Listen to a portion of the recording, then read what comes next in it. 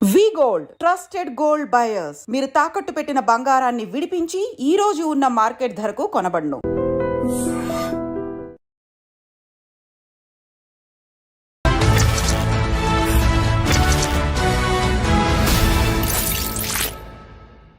అందరికీ నమస్కారం. నేను Swaroopa Potlapalli. Welcome to iDream. అగ్రరాజ్యం అమెరికా 47వ అధ్యక్షుడిగా బాధ్యతలు స్వీకరించిన తర్వాత డొనాల్డ్ ట్రంప్ దూకుడుగా వ్యవహరిస్తున్నారు. ముఖ్యంగా అమెరికాలో ఉండి పార్ట్ టైం జాబ్స్ చేసుకుంటున్న విదేశీయుల వీసాలను రద్దు చేస్తామని ఆయన ప్రకటించారు. ఇంకొక వైపు ఫారినర్స్ కి జన్మతహా వచ్చే పౌరసత్వాన్ని కూడా ఫిబ్రవరి 20 తర్వాత రద్దు చేస్తామని ఆయన ఎగ్జిక్యూటివ్ ఆర్డర్ మీద సైన్ కూడా చేశారు. కాకపోతే అక్కడి న్యాయస్థానాలే ఆయన్ని తప్పుపట్టాయి. అలాగే ఆ ఆర్డర్ని తాత్కాలికంగా నిలిపివేస్తూ నిర్ణయం కూడా తీసుకోవడం జరిగింది. అలాగే విదేశాల నుంచి వచ్చే వస్తువుల మీద కూడా అధిక పన్ను విధించడం, ఇలా రకరకాలుగా ట్రంప్ తీసుకుంటున్న నిర్ణయాలు చర్చనీయాంశంగా మారాయి. ఇప్పుడు భారత్ కూడా ట్రంప్ నిర్ణయాల మీద ఆచితూచి వ్యవహరిస్తోంది. అయితే ఇవన్నీ కూడా ఈ రెండు దేశాల సంబంధాల మీద ఎలాంటి ప్రభావం చూపించబోతున్నాయి? ప్రస్తుతం నాతో పాటు అమెరికాలో 30 ఏళ్లుగా ఉంటున్న ఎన్ఆర్ఐ అలాగే జీటీఏ ఫౌండర్ విశ్వేశ్వర్ రెడ్డి గారు ఉన్నారు. ఆయనతో మాట్లాడి వీటన్నిటి మీద ఒక మంచి అనాలిసిస్ తీసుకుందాం. సార్ నమస్తే. నమస్కారం. ముఖ్యంగా ఈ పార్ట్ టైం జాబ్స్ చేస్తున్న వాళ్ళ వీసా రద్దు గురించి మాట్లాడుకుందాం సార్. ఎందుకంటే మన భారతీయులు 3 లక్షల మంది విద్యార్థులు అక్కడ ఉన్నారు. ఎప్పుడైతే ట్రంప్ ఈ నిర్ణయం తీసుకున్నారో ఆ తర్వాత జరిగిన చెకింగ్స్లో 18,000 మంది మన భారతీయులు పట్టుబడ్డారు. దీంతో అసలు ఇక్కడ ఉంటున్న తల్లిదండ్రులు, అక్కడ ఉంటున్న పిల్లల్లో చాలా టెన్షన్ మొదలైంది. ఎందుకంటే అమెరికాలో చదువుకోవడం అంటే చిన్న విషయం కాదు. లక్షల రూపాయలు కావాలి, కనీసం 50 లక్షలు కావాలి 2 ఏళ్ళు అయితే చదువుకోవాలంటే. అలాంటప్పుడు జాబ్స్ చేయక తప్పని పరిస్థితి. దీని మీద రకరకాల అపోహలు అయితే ఉన్నాయి. మీలాంటి సీనియర్ ఎన్ఆర్ఐస్ దీని మీద ఒక క్లారిటీ ఇస్తే అందరికి కూడా టెన్షన్ తీరిపోతుంది. తప్పకుండా. టిపికల్గా ఏంటంటే ఈ వీసా సిస్టంలో మన వాళ్ళు స్టూడెంట్ రూపకంగా అక్కడికి వస్తారు. అంటే మేజర్గా వచ్చే దానిలో F1 వీసా అని అంటారు. తర్వాత H1B వీసా ఒకటి ఉంటుంది స్కిల్డ్ లేబర్లో. తర్వాత మన పేరెంట్స్ కానీ ఇన్లాస్ కానీ వచ్చేది విజిటర్ వీసా మీద వస్తుంటారు. అంటే ఇప్పుడు ఎకో సిస్టంలో ఈ 3 అయితే ఇంటిగ్రేట్ అయి ఉంటాయి. ఇంకా there are number of visa types ఉన్నాయి. ఆల్ఫాబెటికల్ లెటర్లో A to Z మధ్యలో ప్రతి లెటర్కి ఏదో ఒక వీసా టైపు అమెరికా వెల్కమ్ చెప్తుంటుంది. అంటే కంట్రీ లోపలికి రావడానికి, because as this is an immigrant country they welcome everyone. So ఇక్కడ ఉన్న సిచ్యువేషన్ అంటే మేజర్గా మనకి ఇంపాక్ట్ ఏంటంటే F1 వీసాలో వీసాకి వెళ్ళే ముందు మనం ఏం చెప్తామంటే అక్కడ I-20 అని ఒకటి ఫామ్ ఉంటుంది. అందులో ఏం రాస్తారు, కాలేజ్ ఫీజు ఉంటుంది, కాలేజీలో బోర్డింగ్ అండ్ లాడ్జింగ్ ఫీజు ఉంటుంది. టిపికల్గా ఆ డబ్బుకు మన దగ్గర ఉన్నాయి, అయితే మన డబ్బు ఉంది, లేదంటే మన బ్యాంకు లోన్ రూపకంగా మేము కడతామని చెప్పేసి ఒక డ్రాఫ్ట్ లెటర్ తీసుకెళ్ళి వీసా ఆఫీసర్కి మనం ఇక్కడ ఏదైతే కాన్సులేట్లో వీసా ఇంటర్వ్యూకి వెళ్తాం చూడండి, అప్పుడు మనం చూపిస్తాం. అంటే మా దగ్గర డబ్బు ఉంది, అయితే మన సొంత డబ్బు లేదంటే లోన్ డబ్బు బ్యాంక్ ద్వారా తీసుకుంది. నేను అక్కడ ఉండే ఆ 2 సంవత్సరాలు 3 సంవత్సరాలు చదువుకునే క్రమంలో అక్కడ అయ్యే ప్రతి ఖర్చును కూడా నేను ఇక్కడి నుంచే తీసుకెళ్తానని మనం ప్రామిస్ చేస్తాం. ఇక్కడ ఆ ప్రామిస్ బేస్డ్ మీదనే మనకు వీసా ఇస్తారు. నేను అక్కడ వెళ్ళి ఫస్ట్ సెమిస్టర్ 2 సెమిస్టర్ నేను డబ్బు తీసుకెళ్తాను, తర్వాత 3rd 4th సెమిస్టర్కి నేను అక్కడ పని చేసుకొని నేను చేస్తానంటే అక్కడ వీసా ఇవ్వరు. సో ఈ టిపికల్ ప్రాసెస్ అనేది స్టాండర్డ్ ప్రాసెస్. అంటే ఇది ఒక 2 years 3 years కింద పెట్టింది కాదు, చాలా ఏళ్ళ నుంచి కూడా మన ఇక్కడ నుంచి వెళ్తున్న చాలామంది స్టూడెంట్స్ ఇది ఫాలో అవుతున్న సిస్టమ్. సో ఇప్పుడు ఏమవుతుందంటే new digital age, so tracking ఇది ఈజీ అయిపోయింది. ఇప్పుడు మన స్టూడెంట్స్ వచ్చి ఏం పని చేస్తారు, ఒకప్పుడు అంత ట్రాకబిలిటీ లేకుండేది. ఇవాళ ఏమవుతుందంటే ఎవ్రీథింగ్ ఇస్ ట్రాకబిలిటీ. ఇది యూజువల్గా మన వాళ్ళు అక్కడికి వెళ్ళి F1 వీసాలో చేసే జాబ్స్ ఉంటుంది చూడండి, అది గ్యాస్ స్టేషన్ కానీ, గ్రాసరీ స్టోర్ కానీ, లిక్కర్ స్టోర్ కానీ, వాట్ ఎవర్ ఇది హార్డ్ జాబ్స్ అంటారు మనం అక్కడ.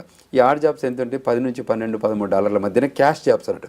ఈ క్యాష్ జాబ్స్ ఏంటంటే మనం పే చేయం, ట్యాక్స్ పే చేయం ఇంకా. సో అక్కడ బిగ్ కన్సర్న్ వచ్చి పెట్టింది అన్నట్టు. అక్కడ USCIS United states citizenship and immigration services ద్వారా ఏ రూపకంగా ఉంటుందంటే అక్కడికి వచ్చే వాళ్ళు ఒక డిపార్ట్మెంట్ ఆఫ్ లేబర్ రూల్స్కి బైండ్ అయి ఉండడం, USCIS నామ్స్కి ఆ రెగ్యులేషన్స్కి బైండ్ అయి ఉండడం వల్లనే అక్కడికి రాణిస్తారు. అట్లనే F1 వీసా ప్రోగ్రామ్ ఎలా ఉందో H1B ప్రోగ్రామ్ కూడా అలా ఉంటుంది. H1 కూడా వర్క్ పర్మిట్ ఇస్తారు, మనం అక్కడ H1 3 years ఎక్స్టెన్షన్ ద్వారా మళ్ళీ ఇస్తుంటారు. సో ఈ రెండిట్లలో కూడా ఇప్పుడు ఇమీడియట్ ఇంపాక్ట్ ఎవరు ఆలోచిస్తున్నారంటే మన స్టూడెంట్స్. సో స్టూడెంట్స్ నేను మధ్యలో ఈ ఇంటర్వ్యూ ప్రాసెస్ కూడా చాలామంది మీట్ అయినప్పుడు చెప్పిందంటే మా అబ్బాయికి మేము ఫస్ట్ సెమిస్టర్ కట్టాము, మిగతా సెమిస్టర్ డబ్బును అక్కడే హార్డ్ ఎర్న్డ్ మనీ తీసుకొని అది మళ్ళీ ఫీజు కడతాను. So which is the violation of regularities. అంటే అక్కడ ఏదైతే నామ్స్ ఇమిగ్రేషన్ నేషనాలిటీ యాక్ట్స్ అని ఉంటాయమ్మా ఇక్కడ ఉన్నట్టే, అని ఇమిగ్రేషన్ నేషనాలిటీ యాక్ట్ ప్రకారమే మనం వీసా ఇస్తారు. అవి వయలేట్ చేస్తే ఏం చేస్తారంటే ఆ నిమిషం మేము పట్టుకోరు. మనం ఎప్పుడైతే మళ్ళీ కంట్రీ బయటికి వెళ్ళి లోపలికి వస్తామో అప్పుడు పోర్ట్ ఆఫ్ ఎంట్రీలో పట్టుకునేవాళ్ళు. అంటే సెకండరీ ఇన్స్పెక్షన్లో పక్కకు తీసుకెళ్ళి అక్కడ ఇంటర్వ్యూ క్వశ్చన్స్ అడిగేసి అక్కడ దానిలో వయలేట్ చేస్తే డిపోర్ట్ చేస్తారు. అది ఒక ప్రాసెస్. ఇప్పుడు ఏంటి, ఈ ట్రంప్ అడ్మినిస్ట్రేషన్ వచ్చాక 2.0లో ఇప్పుడు ఐస్ అంటుంది, ఇమిగ్రేషన్ కస్టమ్స్ ఎన్ఫోర్స్మెంట్. సో ఈ ఐస్ ఏదైతే డిపార్ట్మెంట్ ఉంటుందో ఈ ఐస్లో ఉన్న ఆఫీసర్స్ ఏం చేస్తారంటే దే సైట్ ఆడిట్స్కి వెళ్తారు. ఇవాళ today they put up on their website, మీరు ఎక్కడైనా ఈ స్టూడెంట్స్ పనిచేస్తున్నా కానీ ఎక్కడైనా చేస్తే మాకు రిపోర్ట్ చేయండి అని చెప్పారు. అమెరికాలో లాలో ఏముంటుందంటే you see something you say something అని అంటుంటారు. ఆ నామ్స్లోనే పనిచేస్తుంటారు. ఇప్పుడు ఆ కంట్రీ చాలా immigrant welcoming country, because the country itself is immigrant country. కాబట్టి హిస్టారికల్గా 400 ఏళ్ల నుంచి కూడా చాలామంది అక్కడికి మైగ్రేట్ అవుతున్నారు. ఎస్పెషల్లీ గత 40-50 సంవత్సరాల నుంచి ఇండియన్స్ ఎక్కువ వెళ్తున్నారు. సో ఈ గత 20 సంవత్సరాల నుంచి తెలుగు వాళ్ళు ఎక్కువ వెళ్తున్నారు. అంటే ఇండియన్స్లో గుజరాతీ వాళ్ళు కానీ పంజాబీ వాళ్ళని వెళ్ళేవారు. ఈ తెలుగు ప్రపంచం 20 ఏళ్ళ నుంచి బాగా జరుగుతుంది. ఎస్పెషల్లీ ఆ Y2K ఉండే చూడండి, అప్పటి నుంచి ఎక్కువ రావడానికి ఆస్కారం ఉంది. అప్పుడు కొన్ని వీసాలు కూడా పెంచి ఉండేవాళ్ళు. సో ఈ F1లో ఉన్నప్పుడు పేరెంట్స్ ఎక్కువ ఫీల్ అవుతున్నది ఏంటంటే మనం అది అక్కడ వెళ్ళి మా పిల్లలు పని చేస్తారు, ఇప్పుడు మా పిల్లలు పని తీసేస్తున్నారని. ఇది చేయడము తీయడం అనేది అందులో నామ్స్లో లేదు. సో మనం చేయడం తప్పు, ఇట్స్ అ వయలేషన్. చేయొచ్చు, ఒక 20 అవర్స్ ఆథరైజ్డ్ వర్క్ ఉంటుంది. ఒక యూనివర్సిటీలో వెళ్ళి మాస్టర్స్ కోటా కింద మనం అక్కడ జాయిన్ అయితే అందులో వాళ్ళకి 20 అవర్స్ పనిచేయచ్చు. ఇది ఆన్ క్యాంపస్ జాబే చేయాలి, బయట వెళ్ళి పనిచేయడానికి అథారిటీ లేదు, దాన్ని అన్ఆథరైజ్డ్ వర్క్ అంటారు. సో ఇందులో మనం వెళ్తే తప్పకుండా మనం వయలేట్ చేసినట్టు అవుతుంది. కాబట్టి ఆ కంట్రీ నామ్స్లో మనం ఉండాలనేది మన ఉద్దేశం. సో దాన్ని మనం ప్రాపర్గా కమ్యూనికేట్ చేయగలిగితే స్టూడెంట్స్ కానీ స్టూడెంట్స్ పేరెంట్స్ కానీ ఒక ఎడ్యుకేషన్ ఇవ్వగలిగితే వాళ్ళు ప్రిపేర్ అయి ఉంటారు. సో మనం ఎక్కడైతే లెటర్ ఇచ్చామో మనం ఎన్ని లక్షలు అవుతాయి అన్ని లక్షలు మనం సపోర్ట్ చేస్తామని చెప్పి మళ్ళీ మనమే వయలేట్ అవుతున్నాం కదా. సో ఒకసారి జాయిన్ అయ్యాక అంటే కంట్రీ లోపలికి వెళ్ళాక మనం కరెక్షన్ చేస్తున్నాం. Correction they are not welcoming it. ఎందుకంటే అమెరికా గ్రేట్ అగైన్ అనే ఉద్దేశంతో ఆయన ఎలక్షన్లకు వెళ్ళారు, అమెరికా ప్రెసిడెంట్ అయ్యారు. Electoral vote, popular vote, senate, house of represent అన్నిట్లలో కూడా మెజారిటీ వాళ్ళకి వచ్చాయి. సో ఇప్పుడు వాళ్ళు ఏం చేస్తున్నారు, కరెక్షన్ ఆఫ్ ద కంట్రీ, ఎక్కడెక్కడైతే గ్యాప్స్ ఉన్నాయో, ఎక్కడెక్కడైతే కంట్రీని మిస్యూజ్ చేశారో వాటి మీద కరెక్షన్ చేస్తున్నారు. ఎస్పెషల్లీ మీరు ఇంతకుముందు ఒక పాయింట్ రేజ్ చేశారు, అది బర్త్ రైట్స్ మీద. సో బర్త్ రైట్స్ ఎలా ఉండబోతుందంటే ఒకప్పుడు మేము హిస్టారికల్గా H1B డిపెండెంట్ H4 మీద వెళ్ళేవాళ్ళు కానీ తర్వాత విజిటర్ వీసా మీద వెళ్ళేవాళ్ళు కానీ చాలామంది అక్కడికి వెళ్ళిన బై బర్త్ సిటిజన్షిప్ ఇచ్చేవాళ్ళు. సో ఇప్పుడు ఈ ట్రంప్ అడ్మినిస్ట్రేషన్ ఏమన్నారంటే ఆ బై బర్త్ సిటిజన్షిప్ మిస్యూజ్ జరుగుతుంది. ఎప్పుడైతే కంట్రీ కరెక్షన్ ఎప్పుడు చేస్తుందంటే మిస్యూజ్ జరిగినప్పుడు. సో దాన్ని ఏమంటే బర్త్ టూరిజం లాగా మార్చేస్తారు. సో మన వాళ్ళు విజిటర్ వీసా మీద వెళ్ళిన వాళ్ళు కానీ మిగతా సౌత్ అమెరికన్ కంట్రీస్ కానివ్వండి, లాటిన్ అమెరికన్ కానివ్వండి, కరేబియన్ ఐలాండ్ నుంచి వచ్చిన వాళ్ళు ఏంటంటే వాళ్ళు ల్యాండ్ బార్డర్స్ ఉంటాయి వాళ్ళ కంట్రీస్కి. మనం అంటే ఎయిర్లో వెళ్ళాలి కానీ వాళ్ళకి ల్యాండ్లో. సో ఒక హిస్టారికల్ ఏంటంటే వాళ్ళు టన్నెల్ రూపకంగా కానివ్వండి, గోడల దుంకు రూపకంగా పెద్ద బార్డర్, ల్యాండ్ బార్డర్. సో ఎక్కడెక్కడనో ట్రక్కుల రూపకంగా చాలా వేల మంది హిస్టారికల్గా అనాథరైజ్డ్గా వెళ్ళారు కంట్రీ లోపలికి, ఇల్లీగల్ ఇమిగ్రేషన్ అంటారు దాన్ని. సో వెళ్ళిన వాళ్ళు ఏం చేస్తున్నారు, వాళ్ళకి అక్కడ పిల్లలు పుడితే ఏమవుతారు, వాళ్ళు సిటిజన్స్ అవుతున్నారు. సో ఇది దాంతో ఏమవుతుందంటే కంట్రీ ఎకనామిక్ దానిలో ఇబ్బంది అవుతుంది. సో దాన్ని కంట్రీ ఏమవుతుందంటే we need to correct it. It's also ఈ సదరన్ కంట్రీస్ నుంచి వచ్చే వాళ్ళని కూడా ఆపాలంటే this is the best thing అని చెప్పేసి ఆయన he introduce that bill. So అది ఎగ్జిక్యూటివ్ ఆర్డర్ ఇచ్చాడు. సో దాన్ని మీరు ఇంతకుముందు అన్నట్టు Democratic Party, because is the Republican Party కాబట్టి డెమోక్రటిక్ పార్టీ వాళ్ళు ఏం చేస్తారంటే మైగ్రేషన్ ఫ్రెండ్లీ, ఇమిగ్రేషన్ ఫ్రెండ్లీ కాబట్టి ఇది నో ఇది నాట్ కరెక్ట్ అని చెప్పి వాళ్ళు ఆ కంట్రీస్ ఏదైతే గవర్నర్స్ ఉన్నారో వాళ్ళు నెగటివ్ దాన్ని ఇంపాక్ట్ చేస్తున్నారు. అదేవిధంగా వాషింగ్టన్ స్టేట్లో ఉన్న కోర్ట్ సిస్టంలో కూడా వాళ్ళు కూడా ఏం చెప్పారంటే దీన్ని హోల్డ్ చేసి పెట్టారు. దీని మీద అంటే మీరు ఎగ్జిక్యూటివ్ ఆర్డర్ ఇచ్చే కంటే ఎక్కువ దీన్ని కాన్స్టిట్యూషనల్ అమెండ్మెంట్ చేస్తే బాగుంటుంది అనేది వాళ్ళ ఉద్దేశం. అంటే ఏదైనా ప్రాపర్గా వెళ్తే బాగుంటుంది, దానిని president take a decision rather than discussing in the senate or congress Capitol హిల్లో డిస్కస్ చేసి ఒక అంటే కన్సెన్సస్గా తీసుకొస్తే బాగుంటుంది. సో ఆయన చెప్పే విధానం ఏంటంటే ఒకప్పుడు లాస్ట్ అడ్మినిస్ట్రేషన్లో ట్రంప్ గారు ఏం చేశారంటే ఒక 7 కంట్రీస్ మీద బ్యాన్ చేశాడు, ఇస్లామిక్ కంట్రీస్ మీద టిపికల్గా ఆయన బ్యాన్ చేస్తే అప్పుడు ఏం చేశారు, ఇట్లనే సేమ్ డిస్కషన్ డిబేట్స్ అయింది. బట్ చివరికి అది సుప్రీంకోర్టుకి వెళ్ళింది. సుప్రీంకోర్టు ఆయన డెసిషన్ని ఎండార్స్ చేసింది. సో ఆయన లాస్ట్ టైం గవర్నెన్స్లో ట్రంప్ 1.0లో తీసుకున్న చాలా ఎగ్జిక్యూటివ్ ఆర్డర్స్ కూడా ఏమైందంటే కొన్ని డినే అయ్యి కూడా అయ్యాయి, అంటే వీళ్ళు కోర్టు ఒప్పుకోకపోవడం కోర్టు. సో ఇప్పుడు కూడా ఆయన కొన్ని ఎగ్జిక్యూటివ్ ఆర్డర్ తీసుకున్నారు కదా, అన్నీ యాక్సెప్ట్ చేయాలని రూల్ ఏం లేదు, కొన్ని డినే కూడా కావచ్చు. బట్ ఈయన తీసుకున్న కొన్ని నిర్ణయాలు ఎస్పెషల్లీ ఏంటంటే కంట్రీలో ఇల్లీగల్ మైగ్రేషన్ జరిగిందని ఏదో రకంగా ఎవరెవరు కరెక్ట్ చేయాల్సింది కదా. ఇప్పుడు ఇక్కడ ఇల్లీగల్ కనెక్షన్లో హైడ్రా రూపకంగా మనకి జరిగింది చూడండి, ఆ టైప్. ఇది కూడా సిమిలర్ టిపికల్ ఆ టైప్ ఆఫ్ యాక్టివిటీ కదా. ఎవరైతే ఇల్లీగల్గా వచ్చారో వాళ్ళని మేము కంట్రీ బయటికి పంపుతాము ఆ ఉద్దేశంతో ఇప్పుడు కొలంబియాకు పంపించారు. ఇప్పుడు అందులో కూడా క్రిమినల్ బ్యాక్గ్రౌండ్ ఉన్న వాళ్ళని, ఎస్పెషల్ క్రిమినల్ బ్యాక్గ్రౌండ్ వాళ్ళని ఫస్ట్ టేకప్ చేస్తున్నారు. తర్వాత వయలేషన్ ఎవరైతే చేస్తున్నారో, ఇమిగ్రేషన్ అనేది కూడా ఒకటి కంట్రీకి ఇంపార్టెంట్ సబ్జెక్ట్. సో అందులో గ్యాప్ ఇచ్చిన వాళ్ళని కూడా వీళ్ళు చేయగలిగి ఇప్పుడు ఆ నిర్ణయమే తీసుకుంటున్నారు. అది కొద్దిగా మనకు రప్చర్ అవుతుంది. బర్త్ రైట్ సిటిజన్షిప్ అనే దానికి వచ్చినప్పుడు ఇప్పుడు H1B అలాగే L1 మీద వచ్చిన వాళ్ళకి ఖచ్చితంగా లేదు, గ్రీన్ కార్డ్ హోల్డర్స్కి మాత్రమే అని ఆయన చెప్పారు కదా. మరి ఇక్కడ ప్రాబ్లం వస్తుంది కదా, అందరికీ గ్రీన్ కార్డు ఉండదు, మరి వాళ్ళ పిల్లలకి బర్త్ రైట్ సిటిజన్షిప్ క్యాన్సిలేషన్ అనేది ఇబ్బందే కదా భారతీయులకు కావచ్చు, వేరే కంట్రీస్ వాళ్ళకి కూడా. అది చాలా ఇబ్బందికరమైన పరిణామము. కానీ ఏం చేస్తారంటే ఆ ప్రోగ్రామ్ అంటే బర్త్ రైట్ సిటిజన్షిప్ హిస్టారికల్గా 100 ఏళ్ళ పైగా ఇస్తూ వస్తున్న దాన్ని మిస్యూజ్ చేస్తున్నారు. అంటే ఇప్పుడు if they are using properly they don't stop it, they are misusing అన్న దాని మీదనే ఆయన కన్సర్న్. ఇప్పుడు మనకి ఆయన ఏం రూల్ పెట్టారంటే ఈ బర్త్ రైట్లో మదర్ కానీ ఫాదర్ కానీ ఒక గ్రీన్ కార్డ్ హోల్డర్ కానీ సిటిజన్ అయితేనే మేము ఇస్తాము. కానీ ఇట్లా ఇమిగ్రెంట్ అంటే టూరిజం లాగా వచ్చేసి మేము పిల్లల్ని కనేసి మేము వెళ్ళిపోతామని అంటే సో దాంతో ప్రొడక్టివిటీ వాళ్ళకి రావట్లేదు, అంటే వాళ్ళ ఎక్స్పెక్టేషన్స్ వేరే ఉన్నాయి. దాని ద్వారా మిస్యూజింగ్ ఆఫ్ దట్ లాను చేస్తున్నారు అన్న ఉద్దేశంతో ఆయన కరెక్షన్ చేస్తున్నారు. ఇక్కడ అందులో భాగంగానే చేశారు తప్ప వేరే లేదు. సో ఇప్పుడు కూడా అమెరికా గ్రేట్ అగైన్ అన్నప్పుడు ఆయన ఉద్దేశం ఏంటి, అమెరికన్ ఇంట్రెస్ట్లో పనిచేయాల్సి వస్తుంది కదా. సో అమెరికా ఇంట్రెస్ట్లో ఆయన పనిచేస్తున్నారు. అందువల్లనే ఈ కొత్త పాలసీస్ ఎకనామిక్ పాలసీ తీసుకొస్తున్నారు. అంటే ఆ గ్లోబల్ మైగ్రేషన్లో ఏముంటుంది, ఎకనామిక్ పాలసీ ఉంటుంది, ట్రావెల్ పాలసీ ఉంటుంది, కామర్స్ పాలసీస్ ఉంటాయి, వీసా పాలసీస్ ఉంటుంది, బయలాటరల్ ఇష్యూస్ ఉంటాయి, ఎక్స్టర్నల్ అఫైర్స్ ఉంటాయి. ఈ అన్ని లైన్స్లో కూడా వాళ్ళు చాలా డెసిషన్ తీసుకుంటారు. కంట్రీ ఆ ఐడియాలజీ ప్రకారం వెళ్తుంటుంది, వేరియస్ కంట్రీస్తోనే డైలాగ్ అవుతుంది. ఇప్పుడు మనకు మోడీ గారు కూడా వెళ్తున్నారు అమెరికాకి. సో వాళ్ళు కూడా ఈ సబ్జెక్ట్స్ మీద డిస్కస్ చేస్తారు. కాకపోతే వాళ్ళు ఏ నిర్ణయం తీసుకున్నా అది ఇండియా కోసం అని తీసుకోవట్లేదు, వాళ్ళు గ్లోబల్లో తీసుకుంటున్నారు. అన్ని కంట్రీస్ ఇంపాక్ట్ అవుతాయి ఆ ఇంపాక్ట్. కానీ మనకేంటంటే మనం ఇక్కడ ఉన్న వాళ్ళు ఈ మధ్య వైట్ కలర్ దాంట్లో మన వాళ్ళు ఎక్కువ వెళ్ళడం వల్ల, బ్రౌన్ కమ్యూనిటీ నుంచి మనం ఎక్కువ వెళ్ళడం వల్ల మనం ఎక్కువ యూటిలైజ్ చేసుకుంటున్నాం. ఎందుకంటే లాస్ట్ 10 years నుంచి స్టూడెంట్స్ చూడండి, ఇప్పుడు Hyderabad consulate is the biggest consulate in the south Asia. So ఒకప్పుడు ఇక్కడ కాన్సులేటే లేదు, మేము వెళ్ళినప్పుడు అసలు ఇక్కడ కాన్సులేటే లేదు, మేము చెన్నైకి వెళ్ళి వీసా తీసుకొని వెళ్ళేవాళ్ళం. సో ఈ క్రమంలో మేము ఏమంటున్నామంటే ఈ ఆపర్చునిటీ ఏమి ఇచ్చింది అమెరికా, ఎందుకు ఇక్కడ యూఎస్ కాన్సులేట్ పెట్టింది అంటే మోర్ పీపుల్ని వెల్కమ్ చెప్పడానికి పెట్టింది తప్ప డినై చేయడానికి కాదు కదా, రిజెక్ట్ చేయడానికి కాదు. సో మీరు ఏం చెప్తున్నారంటే వాళ్ళు ఏదైతే వీసా సిస్టంలో ఎకో సిస్టంలో పెట్టారో ఆ నామ్స్ ఉన్నాయో, ఆ పాలసీ ఉన్నాయో, ఆ రెగ్యులేషన్స్ ఉన్నాయో అదే అబైడ్ అయ్యి మా కంట్రీకి రండి, మీరు మాకు ల్యాండ్ ఆఫ్ ఆపర్చునిటీ ఉంది, లా ఆఫ్ ద ల్యాండ్ అని ఫాలో కండి అని చెప్తున్నారు. సో అందులో డెఫర్ చేయొద్దు అనేది మా ఉద్దేశం. ట్రంప్ ఏ నిర్ణయాలు తీసుకున్నా ముందు మన తెలుగు వాళ్ళ గురించే చర్చ వస్తూ ఉంటుంది sir. America vice president JD Vance wife Usha Chilukuri మన తెలుగు ఆమె కదా.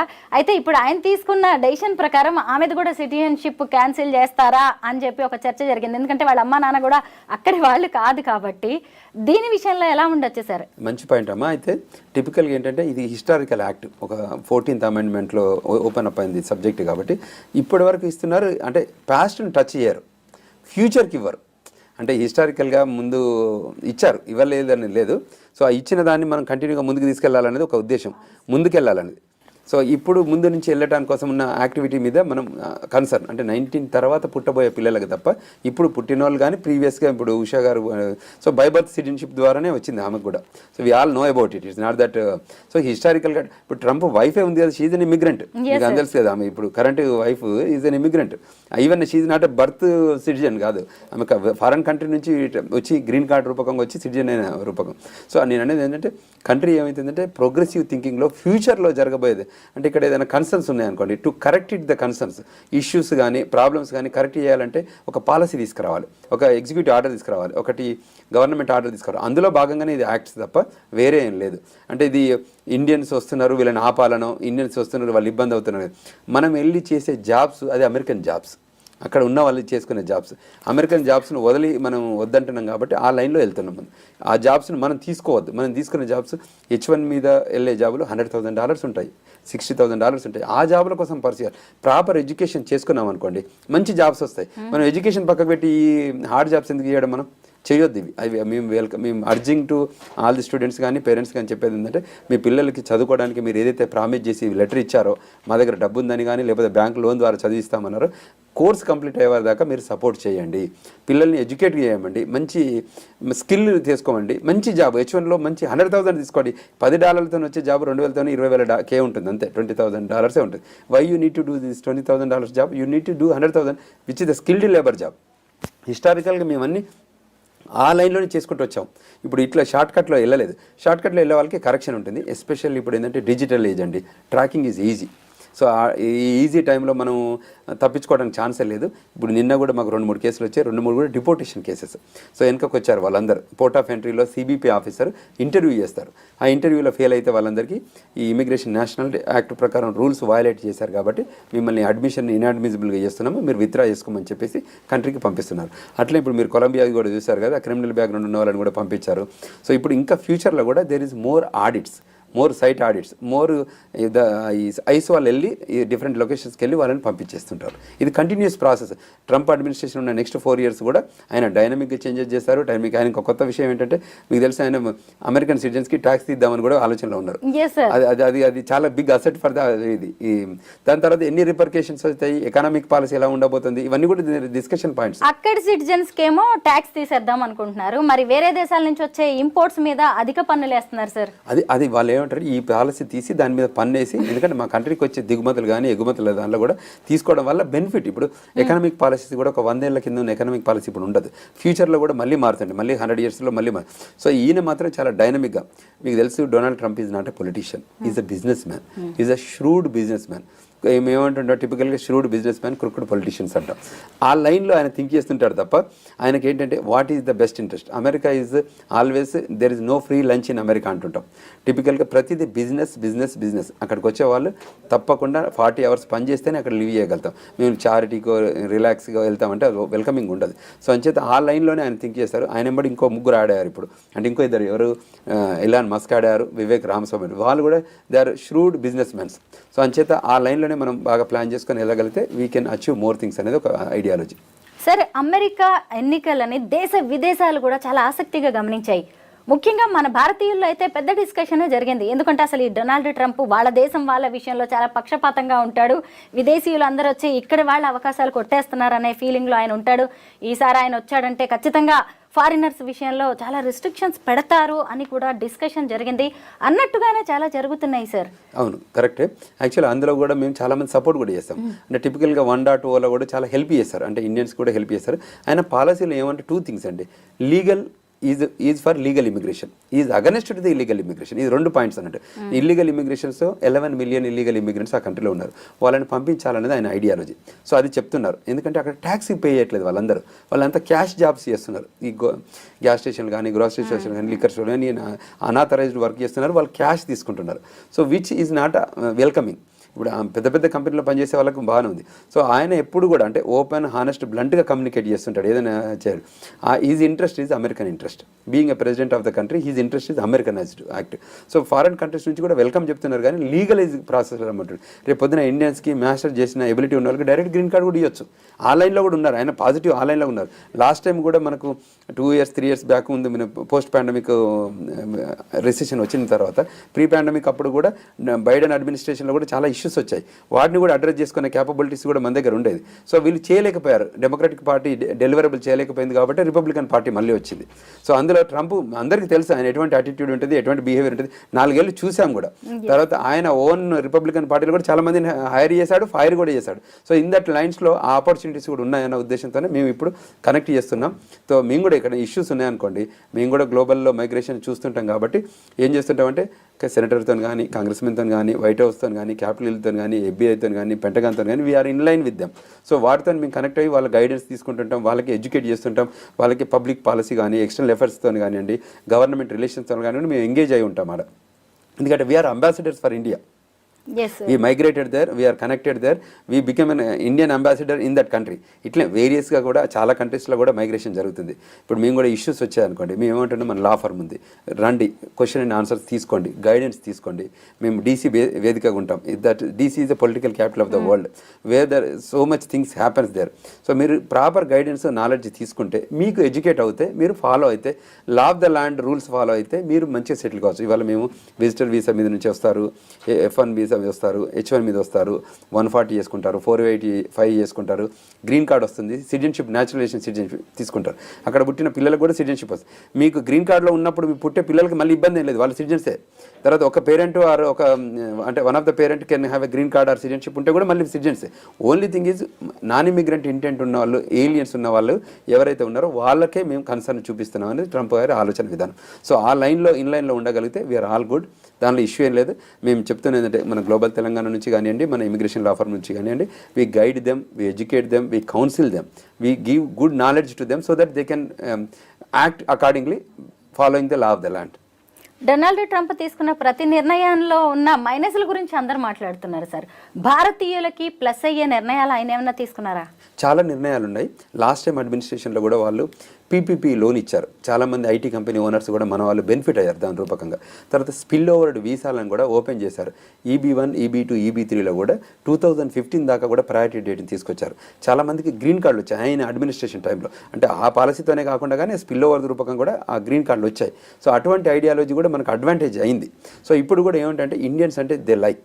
ఇప్పుడు మోడీకి ఉన్న ట్రంప్కి మధ్యన సౌహృదమైన రిలేషన్స్ ఉన్నాయి. సో తర్వాత ఇండియా మీద వాళ్ళకి లేదు, ఇండియన్స్ మీద ఆయన రెస్పెక్ట్ ఉంది.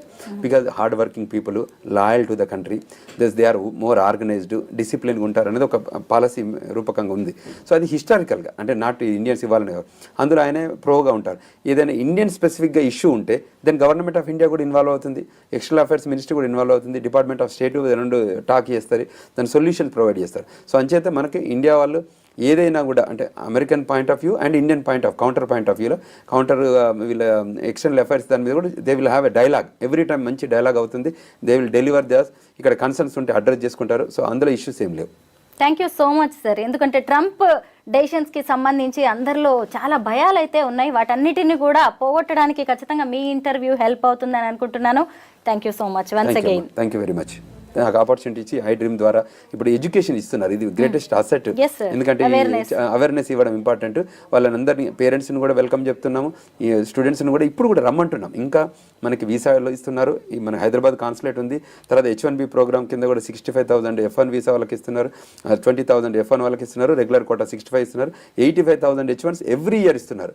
సో అందులో కూడా మెజారిటీ మన వాళ్ళే బెనిఫిట్ అవుతున్నారు. సో అంచేత ప్రాపర్గా యూటిలైజ్ చేసుకోండి, రండి, గైడెన్స్ తీసుకోండి, అమెరికాలో సెటిల్ కాండి, మళ్ళీ give it back to the society. అంటే మళ్ళీ మనం ఎక్కడైతే పుట్టిన గడ్డకు కూడా మళ్ళీ మనం వెనుకకు వచ్చి మనం బ్రెయిన్ గెయినే కాకుండా రివర్స్ గెయిన్ కూడా ఇవ్వాలి, అంటే లూజింగ్ కాకుండా అక్కడ మళ్ళీ పెట్టాలనేది మా ఉద్దేశం. దానికోసం మేము పనిచేస్తాం. ట్రంప్ డెసిషన్స్ వల్ల ఏదో జరిగిపోతుందని అందరూ భయపడాల్సిన అవసరం ఏం లేదు. చక్కగా రండి, చదువుకోండి, ఉద్యోగాలు చేయండి, అలాగే అక్కడి సొసైటీకి తిరిగి ఇవ్వండి అని విశ్వేశ్వర్ రెడ్డి సార్ చెప్తున్నారు. అయితే మీరెవరూ భయపడాల్సింది ఏం లేదు. ఎప్పట్లాగే చక్కగా మళ్ళీ భారత్ అలాగే అమెరికా సంబంధాలు ఎప్పట్లాగే నడుస్తాయి. భయపడాల్సిన అవసరం ఏం లేదు. Thank you so much sir. Thank you very much.